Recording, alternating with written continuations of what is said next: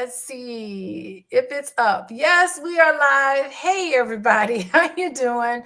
Welcome, everyone, to all of you guys in the Healing Conversations. We are a community of people now. We're getting it done. I am Dr. Alicia, and tonight on Healing Conversations, y'all see her. I'm bringing Dr. Deb back. She's very knowledgeable. So we're so excited to speak with her tonight. We're diving into a deeply meaningful topic. It's what happens when someone feels as though they've never been truly loved because those around them are incapable of loving differently. What is that? What is that? And the title of today is J.Lo, Love and the Little Girl from Within, a healing conversation here. But we're not here to gossip and to talk about J.Lo. We're just using this as illustrations, right? Because we're really going to explore how she talked about what was she bringing up? The wounded inner child, the journey of self love, how these dynamics show up in relationships. And of course, this real life example of Jennifer Lopez. She's been married 4 times and engaged a whole bunch of times, maybe 6 or 7 times. I can't remember how many times she's been engaged. We're not here to judge her. We're here to understand attachment, these patterns, possible healing beneath this spotlight that celebrities are in. So, everybody get comfortable. Let's take a deep breath and open our hearts. And we're going to lean. I'm asking you to lean into this conversation tonight. And I just want to say hello, Dr. Deb. Thank you so much for coming in today. Thank you so much, Dr. Alicia, for having me. Oh, I'm so excited to have this conversation tonight. This is such a profound and deep topic for us as humans, as women of color. I think this idea around this journey of self is so important. And I think we often take it for granted or look at things on a surface level. And I'm excited to dive deeper with you on this. Yeah, I think this is quite fascinating. And I want to be able to bring this in. Okay, so I'm going to try to, y'all bear with me. I got to try to I want to share my screen here so that I can let people see. How do I share my screen? Okay, hold on. I'm gonna pull up the video because we got to watch exactly what it is that I'm referring to. I am talking about what J.Lo said. So let's, oh, here we go. Here we go. If you go to my Instagram, and just to let everybody know, what is my Instagram? Go to oh, geez. Here we go. Go to my Instagram. Where are we? My Instagram here. Here's my Instagram. Go to my Instagram at Coaching with Dr. Alicia. If you do not already follow me, please go on there and follow me. We will go to Instagram and I'm going to present. I'm going to share my screen because I think it's important for us to look at what it is that we're talking about. And my husband and I, we were being silly, not to make fun. Oh, geez, not to make fun of him, of J.Lo, but oh, hold on. Let me stop sharing. It's asking me to.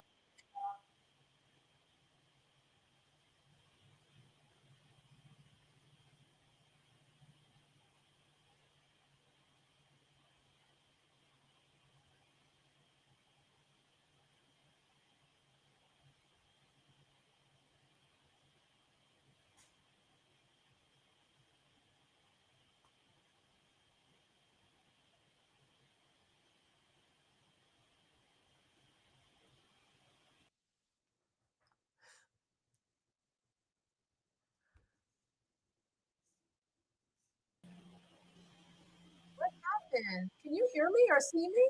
I can hear you now, but I can't see you. What's going on? Hold on. I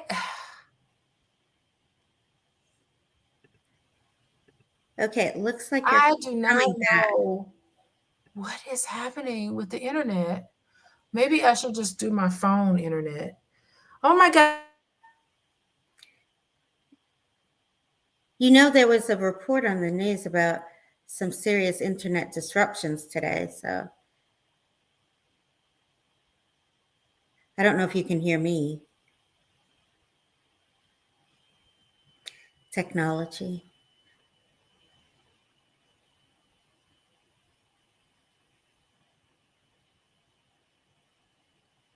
Okay. Okay. Ah, there we go. Oh You're my back. God. Okay, everybody, people who are watching, we got a pretty good number in here. Please let me know if you can hear us and see us. Please in the chat say, yes, we can hear you. Yes, we can see you. Please let us know.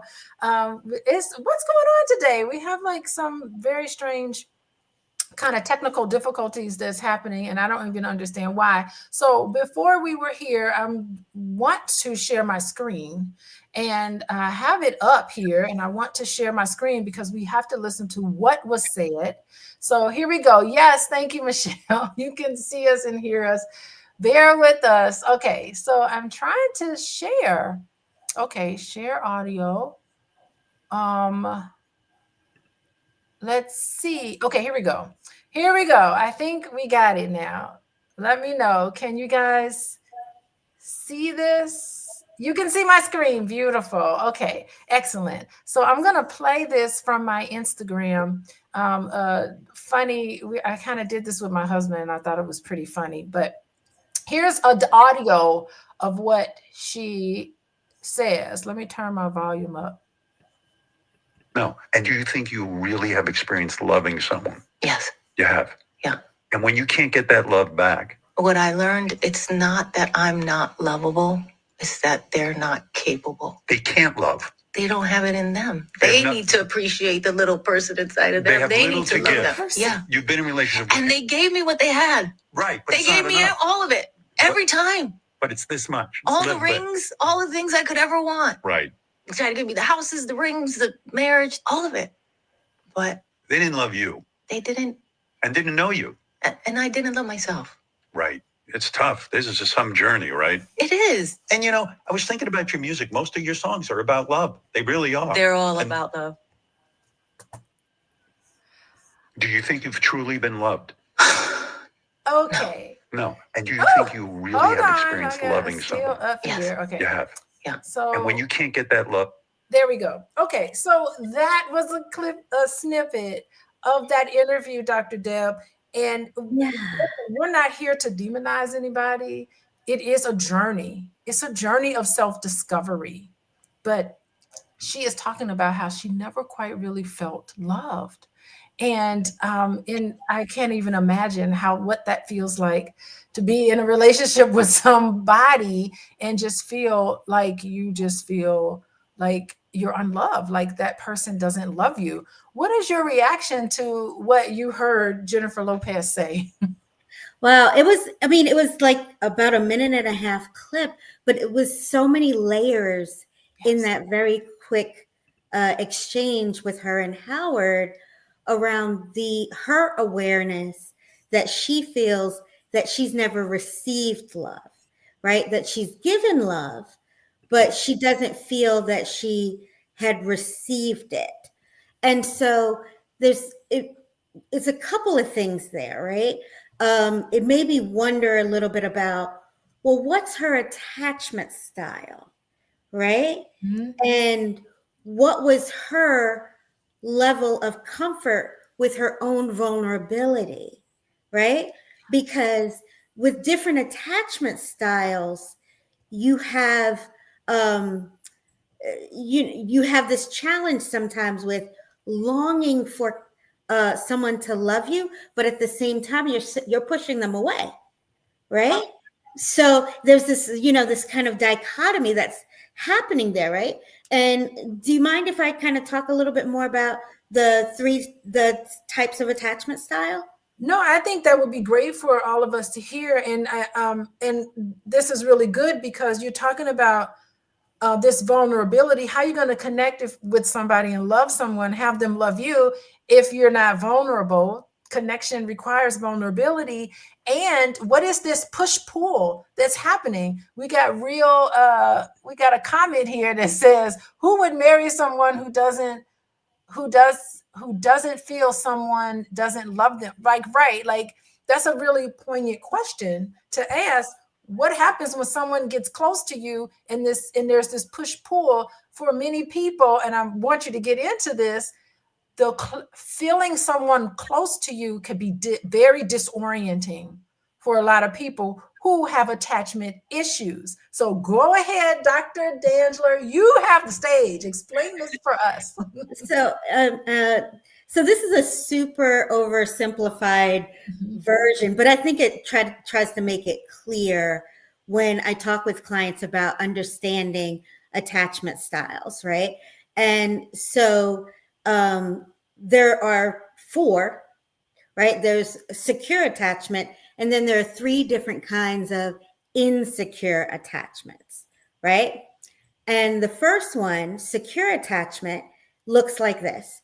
Baby cries, baby gets fed. Baby cries, baby gets fed. Baby cries, baby gets fed. Great. Baby goes off into the world and is able to trust and make connections and be vulnerable with people, allow people to be vulnerable with them. They feel safe and secure and can make deep, long-lasting connections. Great, secure. Now, when we have these other 3 types, the insecure attachments, right? The first one is anxious. Mm-hmm. And what that looks like is baby cries, baby gets fed. Baby cries, baby doesn't get fed. Baby cries, baby gets fed. Baby cries, baby doesn't get fed. So what does this baby learn? This baby learns that the world is not necessarily a safe place, that things can be unstable and uncertain. And when the baby finds that it gets its needs met, and I'm saying this as an adult, when the baby as an adult finds that it gets its needs met, then we get this word that I don't like. It's called clingy. Right? Because once it's getting its needs met, it finds it really hard to let go because it's so afraid that it's not going to get its needs met again. Right? Oh. So that's anxious attachment, right? Then you have avoidant attachment. And what does that look like? That looks like baby cries, baby doesn't get fed. Baby cries, baby doesn't get fed. Baby cries, baby doesn't get fed, gets up and goes and gets its own food. Right? Yes. So what does that baby look like as an adult? That baby looks like, okay, nobody can get inside my shell, right? It's not safe. I can't trust people. I can't rely on people. I have to keep them at a distance. Right. Relationships can be utilitarian. And if somebody does get through that, pierce that armor that they've established, then they can make deep connections, but they're never quite fully free to be vulnerable with that person. And they're just always kind of keeping them a bit aloof because they're bracing for impact that this person could leave and disappoint them, right? Then the third type of insecure attachment is what we call disorganized, right? And so what that looks like is baby cries, baby gets fed, and then gets slapped. Yeah. Baby cries, baby gets fed, and then gets slapped. Baby cries, baby gets fed, and then gets slapped. So what is happening there for that baby? In that baby is very confused because the source of love is also the source of pain. And so there is this, at the same time, desire for that love and connection, but also the pushing away because of their fear of that slap. Right. And that pain that they know comes with the love. Right. And so it could look like in some ways, it can mirror a lot of the secure attachment where they're able to make deep connections and be vulnerable with a person for a while. But because of that fear of the other shoe dropping, they're going to do something like pull the pin and blow that thing up because they will sabotage the relationship. And so it might look like cheating. It might look like dishonesty. It might look like manipulation of testing the person of, do they really love them? Right. A lot of stuff has come out after this initial Howard Stern interview. Her first husband, I think his last name is Noni Noah, he Uh-huh. made a response to this where he talked about how he tried to pour into her and That's right. she was pushing him away.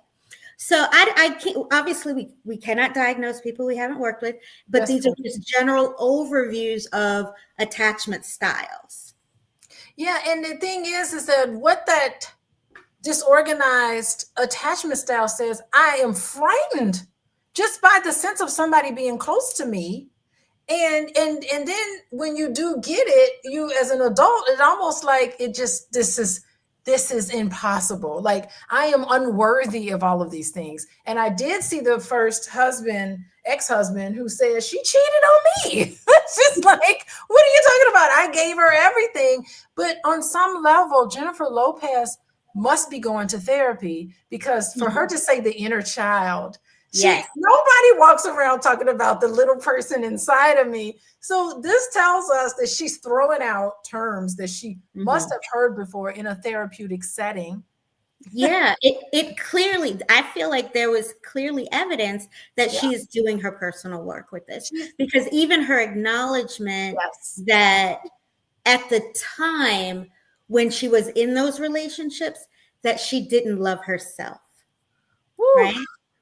And you know that we have that phrase, that term that, well, you can't love anybody else until you love yourself. Is that really a true statement? I don't know. There's some wiggle room there. We could debate that.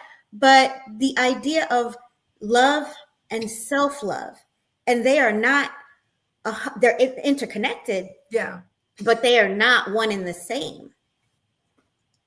Oh my gosh, this is so good. Hey, everybody. I see all y'all in here. Jennifer married. Look, someone said Jennifer was married 4 times with feelings they didn't love her. She wasted everyone's time. Well, I don't know if I see it as her wasting people's time. I think for the men she married, they themselves have a lesson to learn. And of course, J.Lo has a lot of lessons to learn. Oh my gosh. So definitely everybody, it's a journey. Howard Stern, by the way, is one of the best interviewers. Like Yes. he know how to chat right to the chase. Everybody, I see all y'all coming in here. I'm Dr. Alicia, and this is Dr. Deb, and we're sitting here not gossiping about J.Lo, because I could gossip about J.Lo all day long. Not gossiping about J.Lo.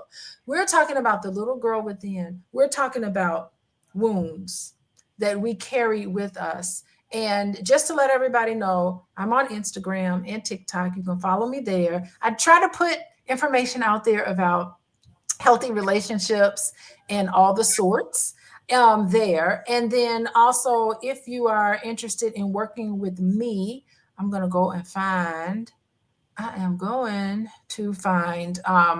how you can keep in touch with me. Definitely, you can text love to 87948 to get information about healthy relationships straight to your phone, free of charge. Also free of charge, you can join my book club. It's every Sunday night, draliciabookclub.com. Free of charge. All we do is talk about healthy relationships. Last night, we had a good conversation, first about having your own personal integrity, a built-in system of how to be honest with yourself and how that is the soil of which you rise and start interacting with the world with integrity, and how to do that. Because when you do well and you're transparent and you're sure about yourself, guess what? That can help fix that inner child. And it can also help you to feel good about yourself because you're making good decisions. That's what we're talking about on Sunday nights. It's late Sunday nights, y'all. And if you're interested in working with me, you're going to have to pay for it because my brain is expensive. And you can go to coachingwithdralicia.com if you want to work with me one-on-one. I'm more than happy to do that. But that you're going to have to pay. There's a paywall there. And Dr. Deb knows we're professionals. So I'll leave my website up there. And I want to continue talking a little bit more about this inner child, the hurt little child within that she talks about. Explain that to us. Like, how does that inner child wounds show up? How does that show up in relationship dynamics? Like fear of intimacy, this self-sabotage, this clinginess, this avoidance that you talked about. How does that show up in us? Absolutely. So humans, all of us, we all operate out of our core beliefs. And our core beliefs are everything, everything, everything, everything that we're told directly or indirectly, or experienced directly or indirectly, starting from the earliest point possible, including our attachment style. So with all of these early experiences, the two things happen to form a core belief.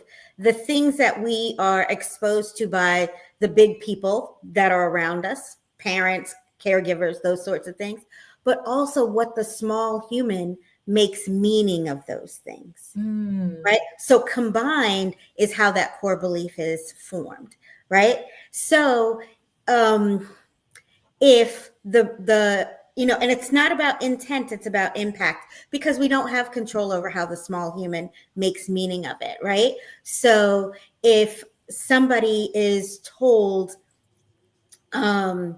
you should be more like your sister, or you're not good enough, or nobody actually says that. They say things like, oh, your sister is better, or your cousin got an A on this paper, thinking that they're somehow motivating the person to try harder or be more competitive. But really what they're doing is taking an axe to that self-esteem. Oh, right? Because the small human could make meaning to say, well, yeah, I could be better than my sister. But what's most likely going to happen, because our brains are oriented for negativity, right? Because they're oriented for survival, right? We're hypersensitive to negativity. It's going to make the meaning of, I'm not good enough, I'm not worthy, I'm not strong enough. What's wrong with me? I'm inadequate, I'm unlovable, And so again, when you start to form those beliefs about self, the inner child, first it might be external voices saying that. It might be mom or dad, or older siblings, or other caregivers in our life saying those negative things to us. But what happens over time is we start to say those things to ourselves. And then the inner child remains wounded, even though the physical body grows up, and we might try to use some of these techniques to try to mask that, like the people pleasing, like the clinginess, or the stone cold avoidance, where we, like an insecure overachiever, like I, show up and I'm just about 1,000 letters behind my name, because that's the only way I can be validated, because I need to be, prove myself. But it shows up in these other ways as an adult. But if we never actually pause, do the self-reflective work, we touch the younger inner child of part of us, right? If we never do any IFS work, if we never touch our inner child part, then she's going to remain hurt, and she's going to show up, and she's going to do things like sabotage, or throw tantrums, or act up in public, right? And it's so interesting. It starts with that awareness. And I think we've talked about this, Dr. Alicia, that at 3D psychotherapy, we have a framework called the journey of self. Yes. Right? And so that journey of self is 9 steps, and it starts with self-awareness. Yes. Because one, we can't change anything we're not aware of. So this deep, reflective, inner, holistic assessment of self-awareness. Then it goes to self-acceptance, which is one of the key factors in self-love, but self-acceptance. Because when we're doing self-awareness, we're not just doing, oh, here are my strengths, right? Or we're not bashing ourselves and saying, oh, these are the things I don't like about myself. It is the balance, the yin and the yang. Yes. So accepting ourselves in our entirety, with our smooth parts and our broken edges, right? So self-awareness, self-acceptance. Then the next part is self-compassion. Yes. Because we have sharp edges. We have sharp edges. That is just a natural part of us. Some call it shadow work, right? Right? But it's there, right? It's that other part that we want to mask and hide from the public, but we have to have self-compassion.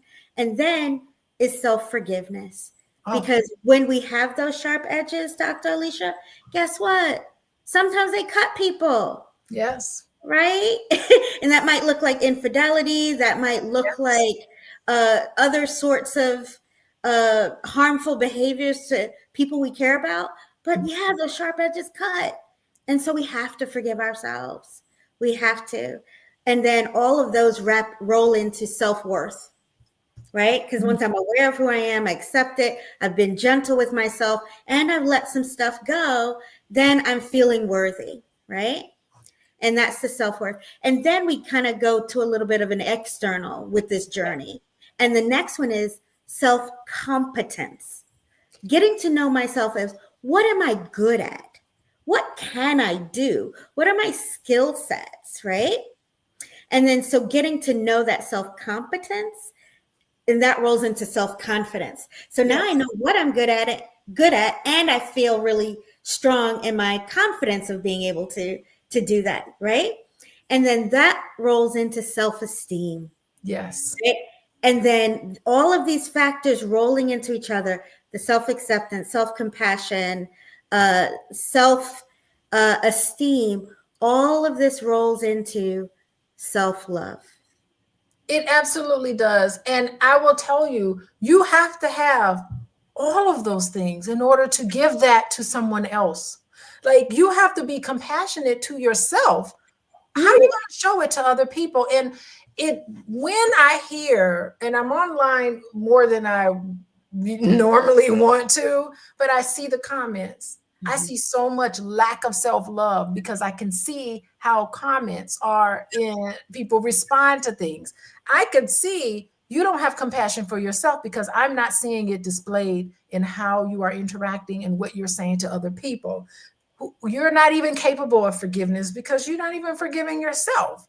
This self-worth, you can't, if you know that you're not worthy, how are you going to see this kind of love outwardly? And I'm talking about agape love. I'm talking about just the Absolutely. love and the positivity of mankind.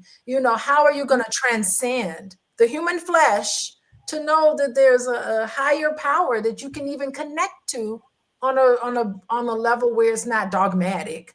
Because some people use religion and spirituality to put other people down. Like if you don't have that sort of thing centered, and you need to be, how are you going to give it to someone else? And the thing is that everybody watching right now, your ability to self-reflect is required for growth, Absolutely. because I just can't, people who aren't able to self-reflect cannot grow.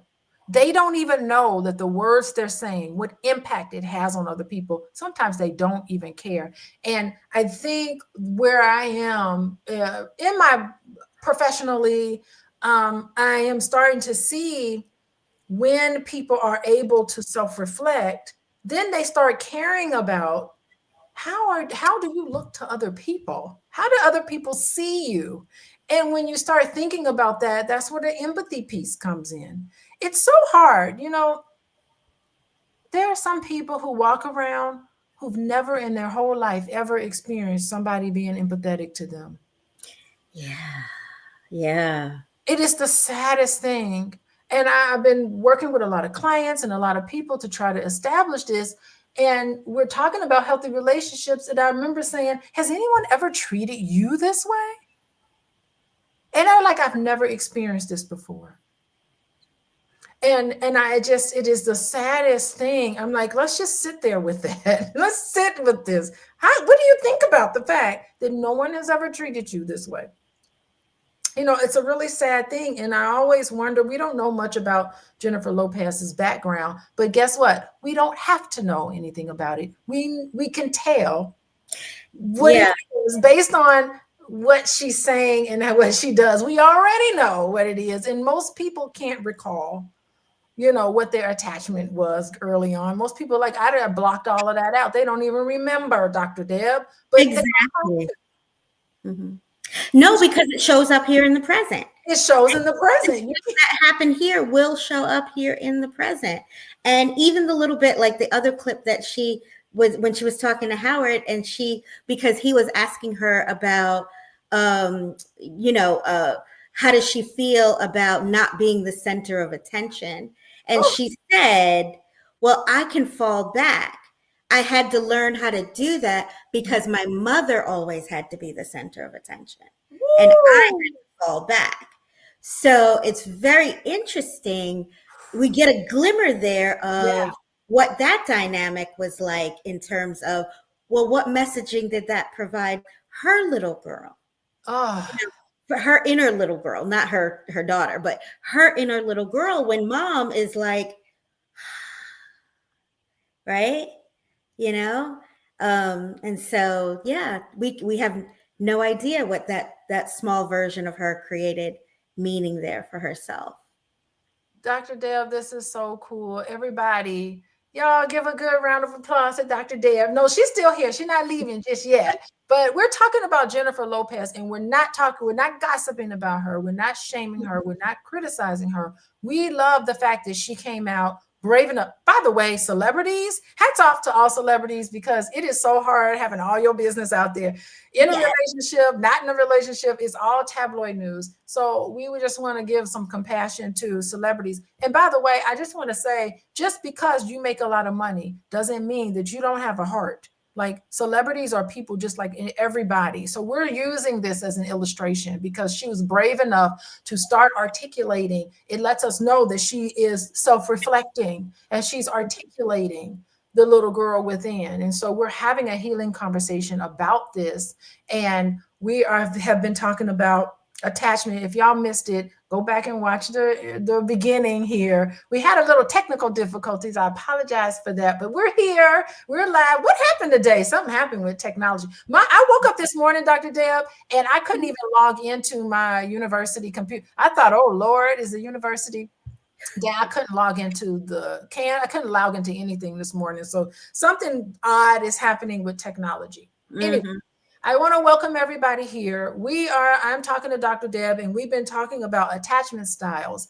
And here I want to talk about self-love and how it affects the ripple effects of self-love, and what does it mean? So, Dr. Deb, I'm wondering, this culminating this piece about the self-esteem and all of this beautiful model that you laid out about self-love and self-compassion, all of that, how does that, when you get to this point or a certain level, I'm not certain any of us get to it 100%, but it's something we're working toward. Okay, Yeah, I love that. Yeah, it's how does this sort of thing enhance the quality of our relationship? What shifts internally that then show up externally when you start to get into this self-love? yeah. So I like the ripple effect of kind Right. of self-love, right? But humans, again, all of us, we're biological at our base, right? And we know that the concept of love and self-love, their biological basis to that. And so what's happening in the brain when we have those experiences, right? First, we know that humans, we are wired for connection. Yes. Our two human drivers are purpose and connection, right? And so there's an area of the brain called the ventral tegmental area, or VTA for short, right? And then we have the nucleus accumbens. And so these two parts of the brain where our reward cycle exists, and where we create those experiences of having oxytocin and vasopressin and all of I call them the happy neurotransmitters that bring us joy, but really make us feel connected to another human, Yes. right? And so when it's like two sides. You can think of like a tennis court or two sides of a court. So on one side you have the oxytocin and the vasopressin and the dopamine and serotonin, all the other happy transmitters. And then on this side, we have things like cortisol and adrenaline and all of the fight or flight neurotransmitters and things like that keep us in a state of fear, Oh, right? And so when we're over here uh, in the fear part, that connection of experiencing those deep connections can be blocked, right? Which is what mm, we talked about with the different attachment styles. What do we say? Anxious attachment, fear. You know, yes. I'm not going to keep, my needs aren't going to be met. And this is also like, you know, we talked about the clinginess of the anxious attachment, but there's also, you know, the bad part, the stalker part of the anxious attachment. Because I'm going to go after getting my needs met, right? I'm going to go, you know, I'm gonna call, I'm gonna text, I'm gonna call, I'm gonna text, I'm gonna, you know, I'm going after that because I'm so afraid I'm not going to get those Yes. needs met, right? And then what do we talk about? The avoidant attachment, right? Where what's the fear? The fear is if I let you in and you see my vulnerability, that you can hurt me. Oh, So I can't have that, right? So I'm going to keep you away. I'm going to do that football stiff arm and keep you at bay. push you away. Yeah, exactly, right? And then with the disorganized attachment style, you know, I'm going 1 minute, I want to be deeply connected to you. I'm feeling all the oxytocin and I'm making eye contact and hugging you and oh, it's lovely, lovely, lovely until it's like, oh, this is scary. I got to run, so let me go and sabotage this, right? Oh, And whether that looks like um sabotaging by doing micro cuts to the other person or oof. doing really, you know, significant things like what we talked about, infidelity or just ghosting.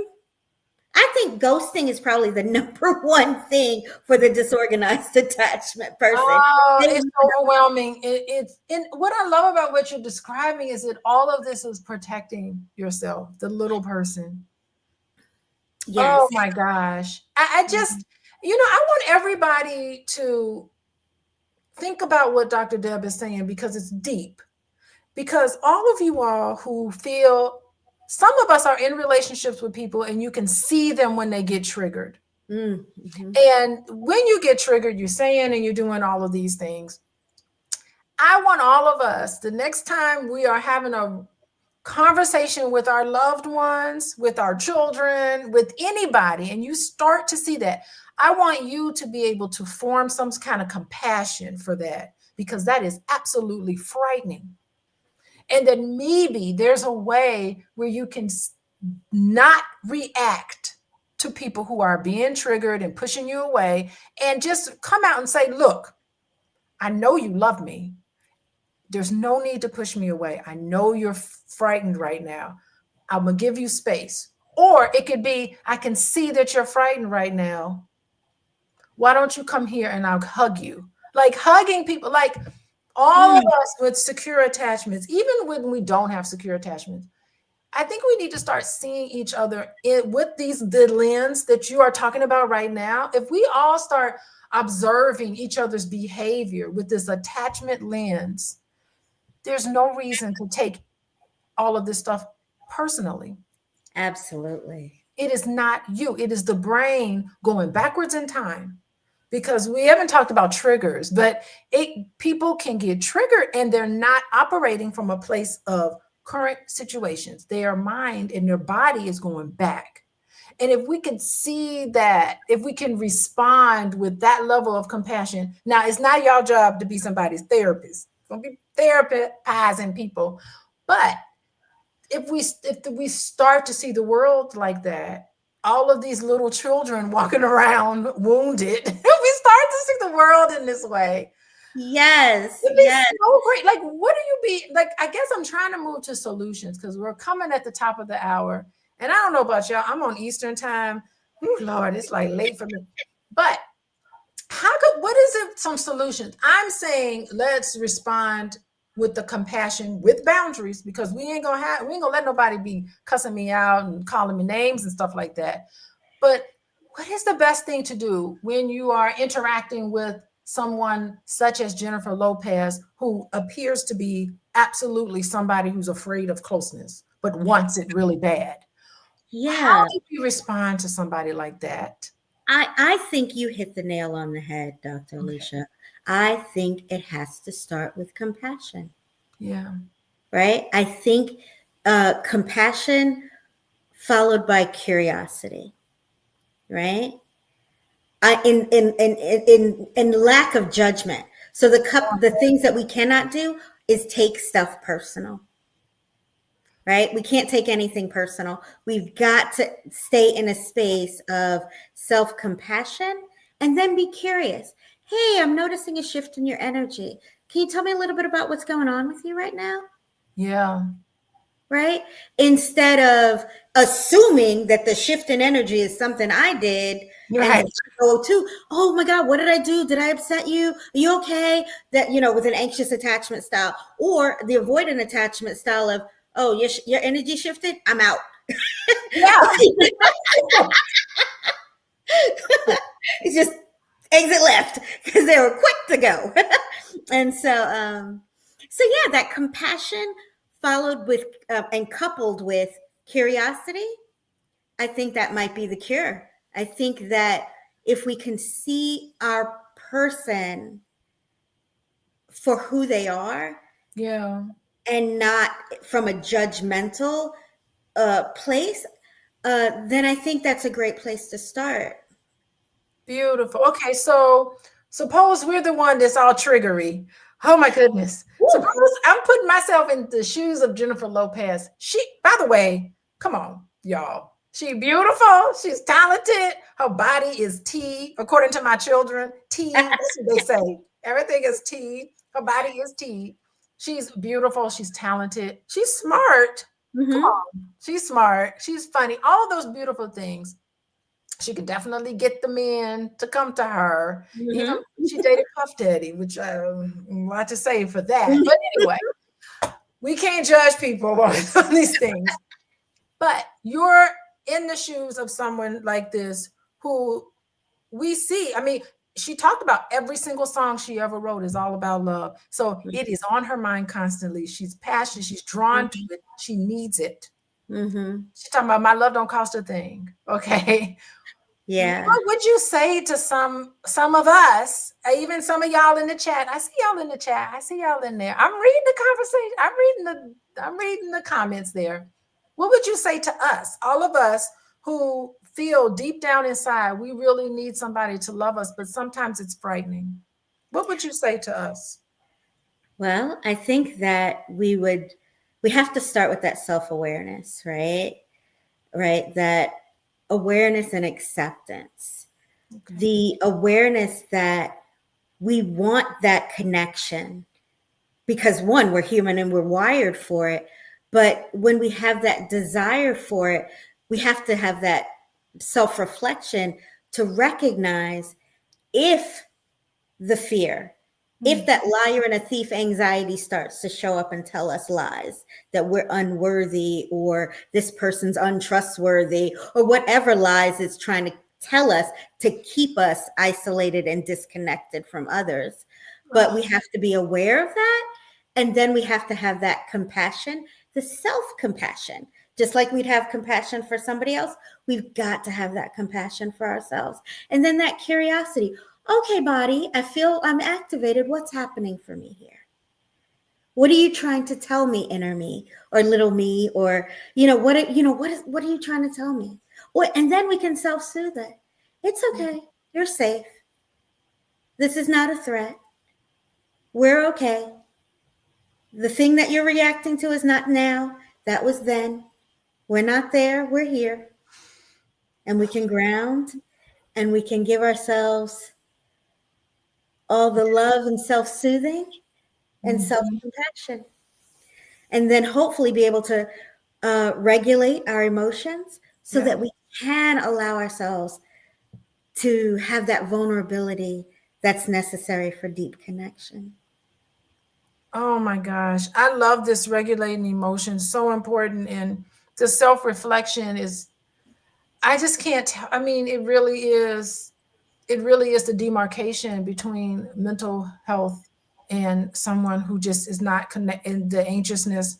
You know, I've worked with so many clients who have panic attacks, scared to leave their house, and I start connecting the dots for them. Okay, what were you thinking? How were you feeling? What was going on? And just keep asking that question over and over again.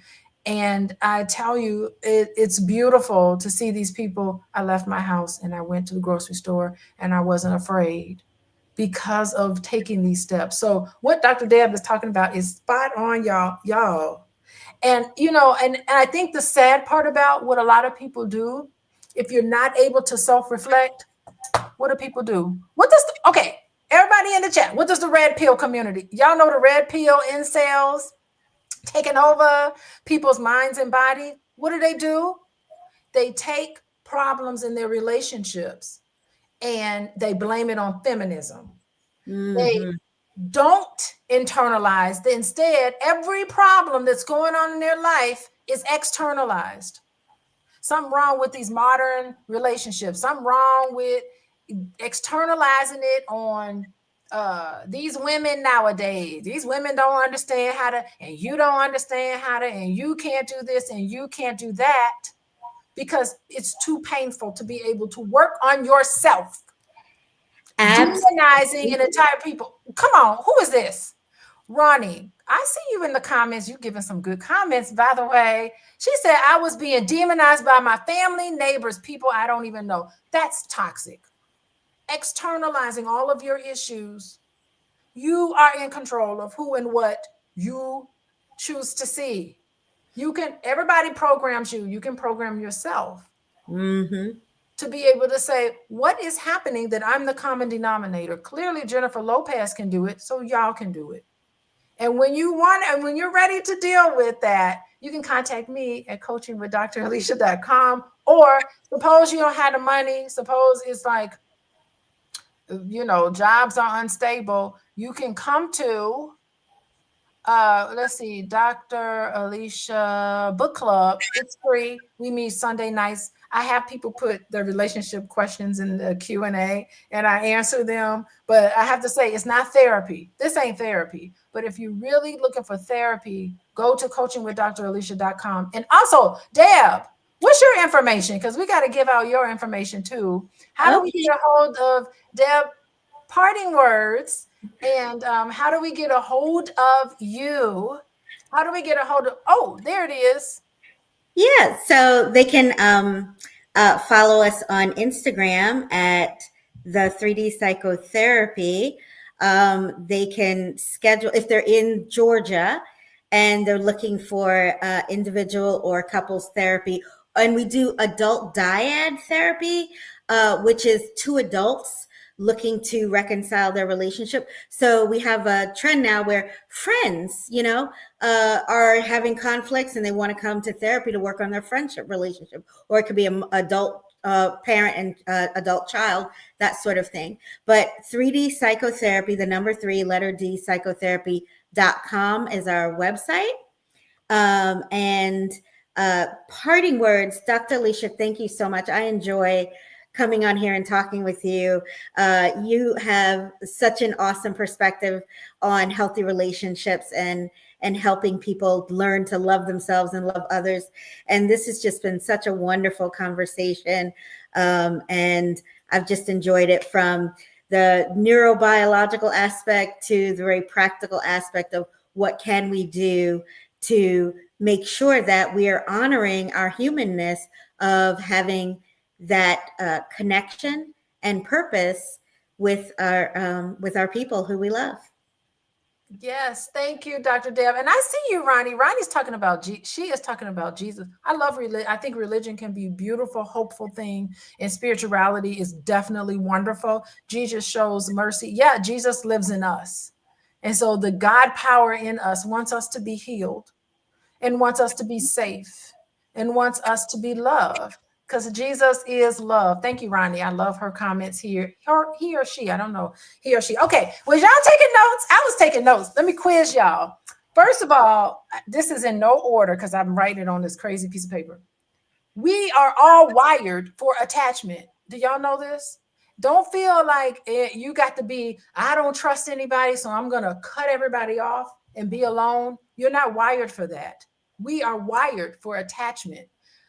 That's number one. Y'all write that down. Number two, life is a journey.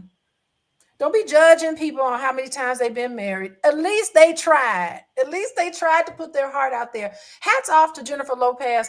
First of all, she didn't got 7 men asking her to marry her. So how many of you guys can say that? I can't say that. So there we go. Who wants somebody 7 times? Listen, she got the good stuff. So let me just tell you that. What a treat. She at least was courageous enough to dive in and want to love again, considering the fact that people be clowning her. So she did it again. I love that. That takes beautiful courage. Okay. We also talked about vulnerability and closeness. How comfortable are you with vulnerability and closeness? What was it scary for you growing up, being vulnerable? Was that something that was wonderful in growing up? Do you need to heal from some of that? Y'all know how to get a hold of me and Dr. Deb. Hey, anybody in Atlanta area, Georgia, look up Dr. Deb. Okay. Now, we also talking about the ability to self-reflect, how important it is, and how sometimes we want to protect our wounded inner child. We talked about that. Then Dr. Deb went through the whole thing about awareness. She talked about self-compassion, self-forgiveness, self-worth, self-competence, self-acceptance. Let me not skip that one. Self-confidence, self-esteem, all of that is required for self-love. Because Jesus loves, and the Jesus God-like part of us loves us and loves everyone. We need to connect to that. Then we talked about when experiences with your primary caretaker is scary, what that does to us and how we internalize that. And then we talked a little bit about triggers, how to deal with triggers. Y'all got it now. Love don't cost a thing. We know what the little wounded child looks like. This is a healing conversation, and part of it is showing self-compassion and compassion for other people. Did I leave anything out, Dr. Deb? I tried to. No, you hit all the points. Thank Oh you my, again for having me. This was great.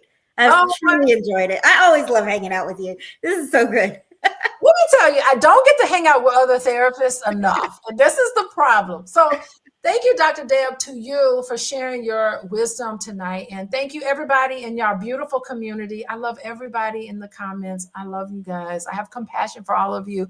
Thank you for being here, taking out time in the middle of the night. As far as I'm concerned, it's the middle of the night. Y'all showed up. Y'all are vulnerable. Y'all putting your thoughts and ideas in the chat, which takes vulnerability. So that shows your willingness to heal. Remember, each of us carries within us the seeds to our own healing. It's the God life, Jesus force within us. I love this. When we address that hurt little child, we nurture self-love. We transform ourselves, not only ourselves, but it also has an impact on the quality of the love we invite in. So next Monday, I'll be back here next Monday night. If the God is willing and the creek don't rise, I will be here. I want to hear everybody's reflections. Everybody, y'all, share this with somebody. Share this with somebody. Hit the like button, share it. Let's get the algorithms going in our direction here, because we're building safe, loving spaces together. And here's to the journey of healing and love, inside and out, you guys. So I will see you guys next week. Lots of love to everybody. Mwah, mwah, mwah. I want to say goodbye, everyone.